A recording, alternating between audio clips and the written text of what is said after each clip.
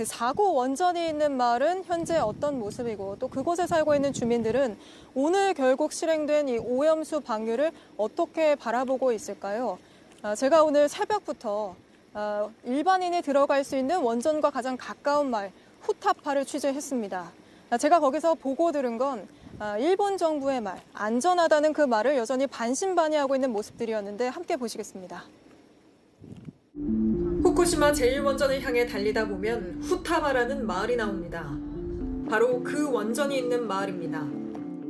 지금 제가 서 있는 곳은 원전과 3.5km 정도 떨어진 곳입니다. 저 같은 일반인이 원전에 가장 가까이 접근할 수 있는 위치입니다. 근데 여기 보시면 귀환 곤란구역, 그러니까 여기서부터는 사람이 살면 안 되는 곳입니다. 반대로 여기서부터는 사람이 살아도 된다는 건데 이 사람이 살아도 되는 마을들은 어떤 모습인지 살펴보겠습니다. 도로에도 지하철 역사 안에도 마을 곳곳에 방사능 수치를 알리는 전광판이 있습니다. 전광판 속 수치는 모두 안전기준치 이하. 이 정도면 살아도 괜찮다고 말해줍니다. 하지만 마을 곳곳은 여전히 텅 비어 있습니다. 주인을 잃은 빈 집입니다. 보시는 것처럼 지붕이 무너져 내렸고 창문 곳곳이 깨져 있는 아수라장이 된 모습 그대로입니다.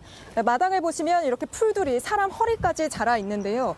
뜯겨져 나간 방충망 사이로 보면 전에 살던 사람들이 두고 간 인형과 책, 소파들이 엉망이 된 모습 그대로 남아 있습니다.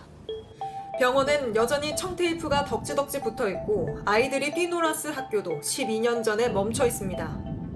대기 중 방사능 수치가 떨어지면서 일본 정부가 떠난 주민들을 다시 불러들이기 위해 이런 새 집까지 지어줬지만 고향으로 돌아온 주민은 극소수에 불과합니다. 전광판 속 숫자만으론 잡을 수 없는 불안감 때문입니다.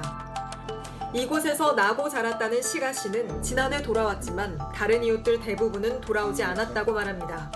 最近の情報によると60人。やっぱり戻ってないっていうのは事実なんですかね。事実です。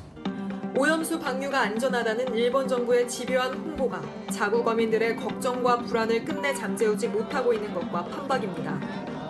이런 가운데 일본 정부는 오염수 방류를 이른바 후쿠시마 부흥의 신호탄으로 삼으려 하고 있습니다. 첫 오염수를 바다로 흘려보낸 오늘도 후쿠시마 부흥 기념공원을 짓기 위해 원전 사고로 오염된 흙을 옮겼습니다. 그럼 이런 정부의 구상에 대해 주민들은 정작 뭐라고 할까요? 戻りたい人は戻りたいけど戻れない。なぜかったら汚染。漁業関係者になって私も反対ですね。それしかないっていうのはね、今の政府の考えらしいけど、本当にそうなのかな? 역시나 큰 호응은 없는 듯 했습니다. 안녕하세요. 뉴스룸 앵커 한민용입니다. 오늘도 JTBC 뉴스룸을 시청해주신 여러분 고맙습니다. 오늘 저녁에도 뉴스의 현장에서 찾아뵙겠습니다.